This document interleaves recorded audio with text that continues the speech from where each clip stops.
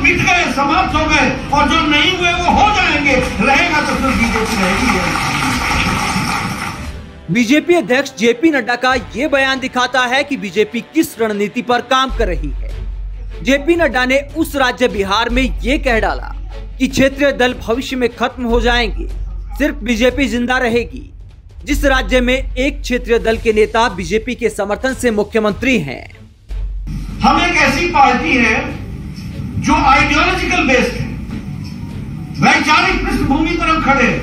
मैं बार बार लोगों को बोलता हूं, देखो अगर ये विचार नहीं होता ना तो हम इतनी बड़ी लड़ाई नहीं लड़ सकते थे, और सब लोग मिट गए, समाप्त हो गए, और जो नहीं हुए वो हो जाएंगे। रहेगा तो फिर बीजेपी रहेगी। जेपी नड्डा ने बीजेपी के विरोधी दलों के साथ साथ उन क्षेत्रीय दलों के साथ भी बीजेपी की लड़ाई बताई जिनके साथ बीजेपी ने पूर्व में सरकारें चलाई हैं, सालों तक गठबंधन चलाया है। और कई ऐसे दल भी हैं जो बीजेपी का खुलकर कई मुद्दों पर समर्थन करते हैं, और जेपी नड्डा कहते हैं कि इन दलों के साथ हमारी लड़ाई है। लेकिन लड़ाई किससे है हमारी? जम्मू कश्मीर में हम किससे लड़ रहे हैं? मैंने कल भी कहा था, आज भी कहूंगा, पीडीपी महबूबा की पार्टी है, परिवार की पार्टी है। नेशनल कॉन्फ्रेंस फारूक अब्दुल्ला, उमर अब्दुल्ला की पार्टी है, परिवार की पार्टी है। आप हरियाणा में बात, पंजाब में आ जाओ, शिरोमणि अकाली दल परिवार की पार्टी है। अब तो दूसरी पार्टी भी जो है वो भी परिवार जैसी पार्टी होगी।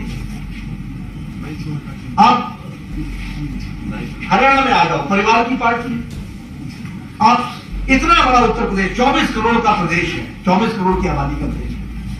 इंडियन नेशनल कांग्रेस ने 287 सीट पर चुनाव लड़ा और 280 सीट पर जमानत जब्त हो गई, सूखा था।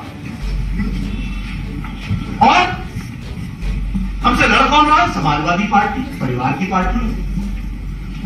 यहां भी हम किससे लड़ रहे हैं? आरजेडी, परिवार की पार्टी। तमिलनाडु, केरल में हम बंगाल में किससे लड़ रहे हैं? परिवार की पार्टी है। पीसी बहन भाईपो की पार्टी है, दीदी की पार्टी है और भतीजे की पार्टी है।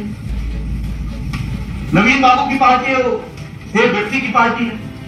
उड़ीसा में आप वाईएसआर की बात कर लीजिए, जगनमोहन की बात कर लीजिए, परिवार की पार्टी है। आप तेलंगाना में आ जाइए, टीआरएस, तेलंगाना राज्य समिति, केशव चंद्रशेखर राव, केसीआर, परिवार की पार्टी है। तमिलनाडु, परिवार की पार्टी है। हर जगह परिवार। शिवसेना जो अब समाप्ति की ओर होगी वो भी परिवार की पार्टी है। एनसीपी, परिवार की पार्टी है। और मैं कई बार कहता हूं कि कांग्रेस पार्टी भी है, भाई बहन की पार्टी रह गई, बाकी कुछ नहीं। और ये सब लोग रीजनल एस्पिरेशंस को उछालते चले गए और बाद में ये परिवार की पार्टियां बन गई। इसलिए भारतीय जनता पार्टी के लिए सबसे बड़ा चैलेंज है वंशवाद के खिलाफ।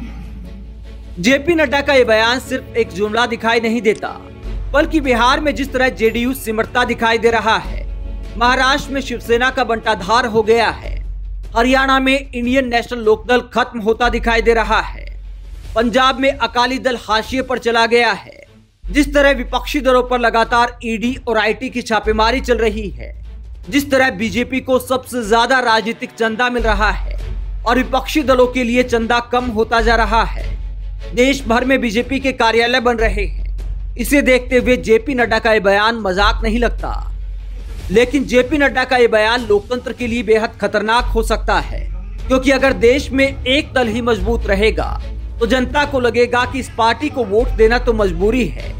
जेपी नड्डा का यह बयान पब्लिक के मन में यही बात बिठाने के लिए है कि भविष्य में सिर्फ बीजेपी ही राजनीति में जिंदा रहेगी।